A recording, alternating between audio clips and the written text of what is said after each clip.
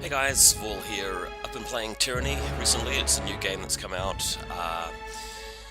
It's basically the next in line after Pillars of Eternity, which was a game that I played for a little bit. Wasn't really like a huge player of it. I only sort of met it through one playthrough. But what got me interested in it was the fact that it's come from bit of a tradition of RPGs, starting out with games like Exile, which are really old games, but when I was a kid I really liked playing through the demos of those Exile games, and just really enjoyed the storytelling.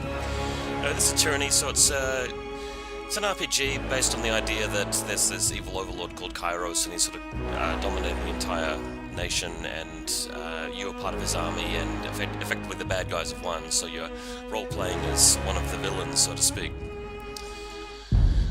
So yeah, I've just been streaming this on Twitch most evenings.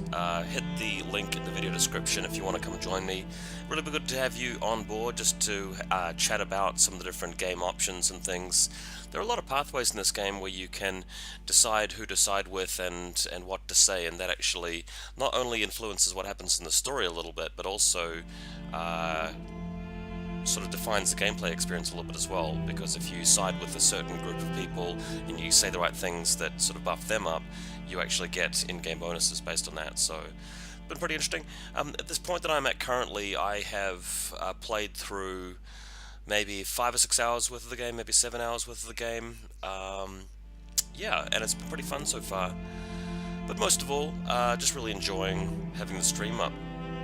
So you can always find me at twitch.tv/Vaulsc and click the link in the video description, as usual. Long load times, so I'm not too sure whether it's my computer or the game, but some of these load sequences take quite a while. A couple of weeks back, my graphics card died while I was streaming, so I've replaced that with a GeForce 1060, which seems to be doing alright. Might even play some Overwatch next weekend as well, since that's going to be a free weekend. Yeah, and of course playing some Varia. But for the meantime, I'm just going to be continuing with Tyranny for a bit, because I just really enjoy narrating the voices and effectively pretending I'm a voice actor, and the fight's actually quite fun. It almost works like a turn-based combat game, because what you're doing is pausing the game every time there's some action, and then you go ahead and fight. So here it is. I am now at the top of this massive pillar. Hopefully we can zoom out and show you what it looks like. Yeah, so here it is. I've just sort of managed to make my way up to the top of it, and I've got to a point in the game where, because you can only have a maximum of 4 party members, so this guy over here, Lantry I should say, has been kicked out of my party, although I can grab him at any time, and I've just recently acquired this person, Ebb. So we'll just try and level Ebb up, just grab more Vitality, because I'm a big fan of Vitality. We'll save changes. And Ebb seems to be a bit more of a spellcaster, so already specializing in Tidal. Create a powerful jet of water that strikes a nearby target and knocks them back. So let's grab a Mother's Embrace. Save that. Grants bonus while she's wearing light armor. Okay, fair enough. Whatever you need. Also got the inventory, a bit of a sort of Diablo sort of slot system going on here. She currently does not have a helmet. I'll just see if we've got any helmets in stash. No, I think I got rid of them all. We do have a a broken helmet, but I'll probably be getting rid of that at the vendor. So we'll check this out. What's this? The sculpture doesn't respond to your touch. Okay. And this obviously here is how you get around. Alright, so we're at Mountain Spire, Vendrian's Well. Here's the Ascension Hall, which we've been through, and the Well Citadel. Okay, so we're going to go down to Ascension Hall, see what's down there. A bit more loading, of course. I've really been enjoying the music in this game. The thing about the voices too is that when you get to an important scene, some of the characters are voice acted, but most of it's just text, so you've got to read your way through it, and there are little mouse overs where you can sort of get more information out of the dialogue and the explanations if you want it. So yeah, here we are. So this is where I was at earlier, so I got teleported up through this little magical section. The stone throne is caked with a solid layer of dust. No one has sat upon it for quite some time. The intricacies of this architecture suggest a master of art craftsmanship that is far beyond what one would normally expect from a normal tiersman. All that remains of the plates and in the goblets are moulded bits of bread and dingy water. A decent meal hasn't been had in this room for a long time. Alright, so I guess we can backtrack our way out of here. Maybe we should have just skipped Ascension Hall and gone straight to the next area. No harm in being thorough. Oh, okay, so we've been through this area before, but the fog of war, so to speak, has come back down. So let's just Sorry, can't. Alright. A locked iron gauntlet. Can be created with access to the Spire Forge, upgrade and proper materials. Okay. So once we get a Spire Forge upgrade, proper materials, that's when we're going to be benefiting from that. As you can see, the gameplay is very, very similar to Path of Eternity. No real huge noticeable differences there. So I guess making our way back down was worth it because we can now pick up all these goodies. I used quite a lot of potions in my fight earlier, so I'm going to chuck this straight into the quick item slot where I can basically potion myself up. And we got a fish and some water. Keep exploring around.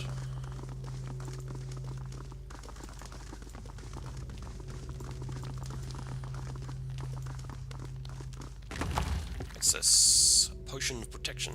Sweet. I guess I may as well just complete the exploration around here. Once you click elsewhere in the map, they basically path to you immediately. One thing about oh, Fake Dubstep has joined the stream. How did you get the blue hair girl? She was killed in my game. I got her basically by deciding to kill the team leader that she was with in the last scene, so there you go. Ebb. Salutations, Fatebinder. Or should I now call you Lord of Vendrian's Well? The Spire King? Prince of the suggestive vertical slab. Vaulsc will suffice. So if I might ask, what is your plan now? The edict no longer looms overhead, and Kairos' conquest of the tiers seems to be slipping. What with the armies and civil war. So we've got a lot of choices here. Because during my playthrough of the game I'm siding with the one of the factions, the Scarlet Chorus, I'm basically banking all of my dialogue on that. My goal is to defeat the disfavored. I fought the disfavored and know all too well their skill and tenacity. Destroying the disfavored, though. Where to start? Killing Graven Ash would of course be the goal, but he's a mighty warrior in his own right, and he's never far from his legion. We could try to counsel with the enemy of our enemy. No doubt the voices of Nerat would be eager to destroy Graven Ash, but I'm not sure if consorting with the Archon of Secrets is wise. I will crush the remaining local opposition and complete the conquest. I see. I'm sure there's little I can do to persuade you otherwise. Just consider that the people of the tiers will someday bow to Kairos. Why not have them bow to you instead? I know it doesn't show up in the stream, but I managed to pick up a Steam achievement there. Becoming more tyrannical. We're gonna... Well, short of Tunon giving you orders on pain of death, you have the luxury of acting on your own volition. Though the disfavored are likely to come for you. Alright. Whatever you decide, I'm at your disposal. So, what we just learned there, or what I just demonstrated there, is that within your team you can basically talk to your companions at any time and learn more about their backstory, but you're not required to. Alright, so we didn't actually spend all of our points here. We're going to give her even more health. And, whoa, she's got tons of talent points, because we didn't spend them all. That's the reason why. Okay, so we're going to... alright, so we'll grab title. This is not unlocked yet. Requires 3 points to be spent in the tree. Okay, so what do we got here? Student of Magic, gains bonus to damage dealt by magic staves. Cool, repelling blast, nice. removes hostile effects. Cool, save that. So we didn't actually spend all of her points. What has she got? Quickness, wits. Let's grab some more wits. Save that. Alright, now we've fully leveled her up. I got it. Just gonna see what's in this. Alright, so we've got another book here. Dagger plans. Nice. What else haven't I checked out? We're just gonna have a quick run over here as well.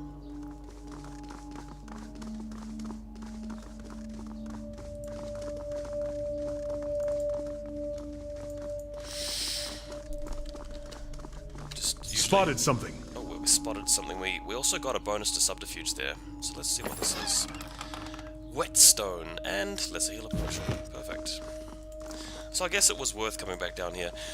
One thing I was going to comment earlier before I got sidetracked is that in the last game, Pillars of Eternity, basically partway through the game you encounter this castle which you take control of, and throughout the game you're leveling it up and sort of hiring defenders of it and improving it and rebuilding it, which was quite fun. I enjoyed that aspect of the game, even though it was very linear and it was very easy to complete and you didn't get that many choices, you just basically collect everything. Alright, so this is the castle we conquered earlier. Targus Ari. So we got a stalwart helm. Let's see if anybody needs a stalwart helm.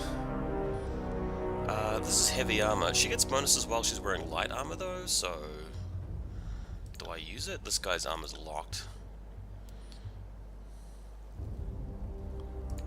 What about main character here? Does he get any real bonuses?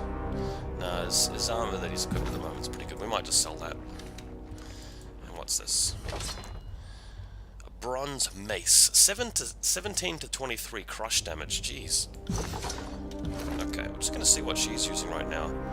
So she's got a 12 to 15 bronze axe and a 10 to 13 slash pierce. I'm not too sure where to find out whether she's any good with slashing and battering, but we'll just chuck this on her for now. 10 to 13.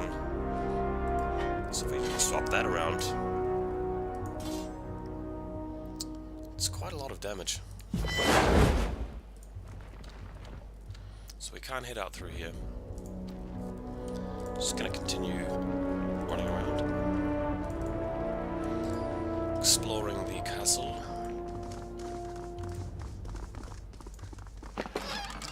Another shield, leather buckler. What have we equipped at the moment? So we've got the Fatebinder's shield here. Okay, because we're holding the Tier 4 spear, so we'll just swap that over.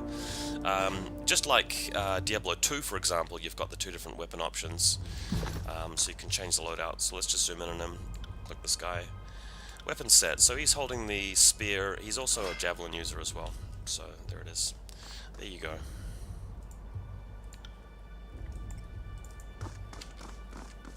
Oh, and there's another box we can grab. This one you have to unlock. It's an agate. So originally when we stormed the castle, we climbed up a little gate there. Just gonna head out, see what else we can run into. There's this. We'll probably grab that. So one thing I'm hoping to get out of this game is just a little bit more of a tree of different possibilities, rather than it all converging on the same sort of outcome. Beast blood pollen. Alright. There's some moss as well. Can't do that. Keep exploring.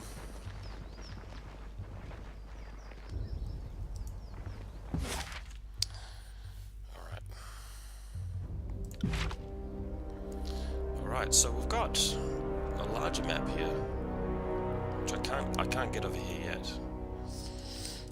I assume I can look around. This is the larger world map, which I can't seem to zoom out on.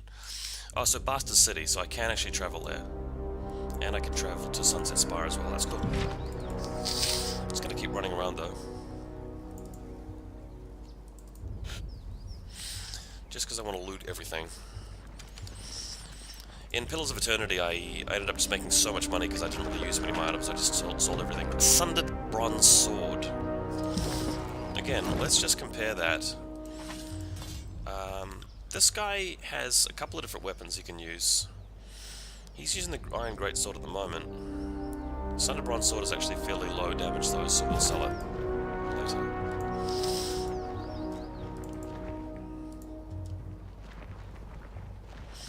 Let's continue our run around. So just taking a look at the journey, so Tunon awaits your return to his court in the Bastard City, so that's effectively where we're headed next. We'll be doing that shortly. Okay, here's one box we didn't open. Grab that. There's a fish in there. Go fishing for some fish. Then we will travel to the Bastard City and meet up with Tunon. Tunon!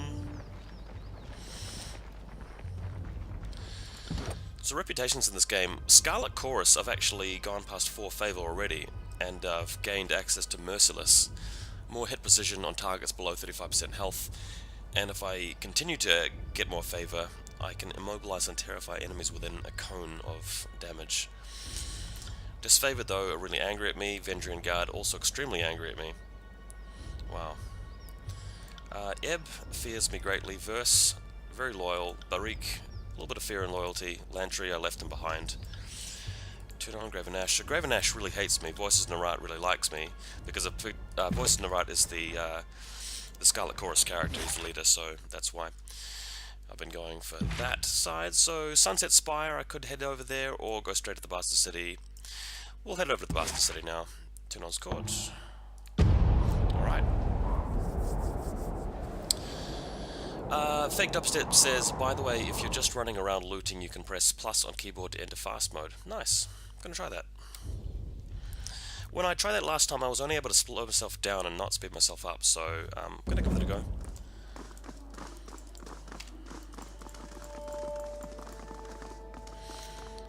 Plus on the keyboard. I'm not sure if that's worked. Actually, let's try the number pad. Oh yeah, I see what you're saying, so that's a quicker way to get around.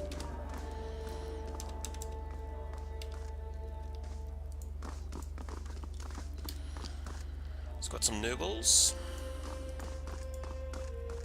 The war rages beyond the walls of the city, but at least we have Kairos' peace. Lady Lucretius. Let's have a talk to her. This well-dressed older woman stands apart from the milling crowds of nobles. She stares off into the distance, oblivious to your approach until you're right in front of her. Oh, greetings, she offers a reserved smile. Andra Lucretius, formerly of Thistleholm. You have the look of someone who belongs here, Fatebinder, no doubt. She nods. Do you need something from me? No, I don't. Will do. Thank you very much. Court officer.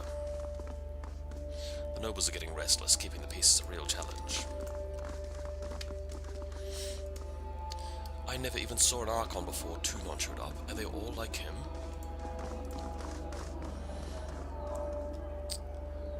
So that's Tunon over here. There he is.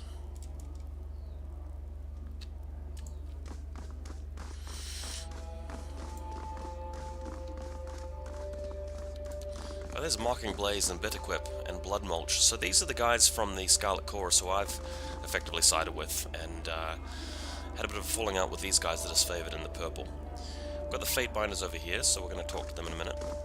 Oh, okay, so cutscene. Here it is. You call yourselves officers of Kairos' army, but your conduct falls short of my expectations.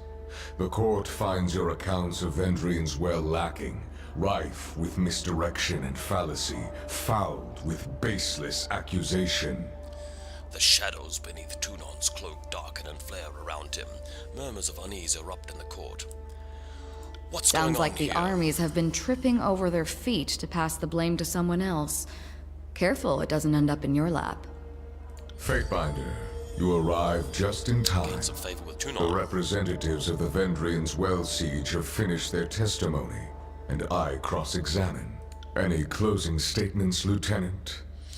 Tunon peers over the edge of his podium to regard the officers. Elbitronus. Your Honor, I have relayed the events as I experienced them. You can well imagine why my version conflicts with his. She makes a dismissive gesture to the Scarlet Chorus representative. On my honor, and on that of the great general, I would sooner snap my sword than perjure myself before you, Archon. Blood Mulch. much? Oh, you imply that falsehood comes easier to my lips than yours. You're a fool if you believe the Archon of Justice won't see through your lies because the disfavored think themselves better than an honest gang. Silence. The contradictions in your statements will be examined, and falsities threshed from truths. If we find you have perjured yourselves, Bled and Mark will see to your fate. The Archon turns and you feel his gaze upon you. Fatebinder, we will start with the matter of the Archons. Graven Ash and the Voices of Nerat have declared war upon each other. In addition to violating Kairos' peace, they have thrown the conquest of the Tears into disarray. By all accounts, these hostilities began shortly after your arrival. Tell us what transpired. The Archons have been of different minds since the start of this war. Your perspective is appreciated, but the dispositions of the two Archons are already a matter of record. Loyal subjects of Kairos have drawn blood from each other, a cardinal crime. Something happened at Vendrien's Well to trigger this feud. The Archons could not agree on who should lead the siege and descend into accusations of treachery. It seemed a mutual spat. Patronus says, the disfavored were more deserving of the honor. Our tactics and training outmatched the Vendrian Guard at every turn. What balderdash! The disfavored couldn't tip over a straw hut if they had a week to strategize. Our howling mob was better equipped to overwhelm the Vendrian Guard. Our recruits were ready to throw themselves at the enemy, if only Ash and his legion would agree to a plan. The Fatebinder presents testimony. I warned you both against speaking out of turn. Something more than a mere disagreement unraveled this campaign. But I will return to that in time. Let us speak of Ascension Hall. From all accounts, it would seem you were instrumental in its capture, or so the petitioner of the Scarlet Chorus testifies. The disfavored commander has a dimmer view of the matter. Lend me your perspective. I joined with the Scarlet Chorus. We took the Citadel with an unstoppable advance. The edict meant certain doom if the siege failed. So why, when your survival depended on it, did you join your strength to the Scarlet Chorus and not the elite disfavored? Petty squabbles clouded Graven Ash's judgment. He was too mired in assaulting the Voices to conquer the Citadel properly. For a long while, the adjudicator hovers in silence, shadows trailing from below his robes. I will consider this testimony at length. The court thanks you for it. Is there anything you wish to add at this time? I have told you all that I know. Your testimony is accepted by the court. The statements of our guests raise questions in my mind. There is much about this campaign that has caused me to wonder. A shipment of iron weapons was short on arrival. Where coveted iron is concerned, I don't believe it to be a clerical error.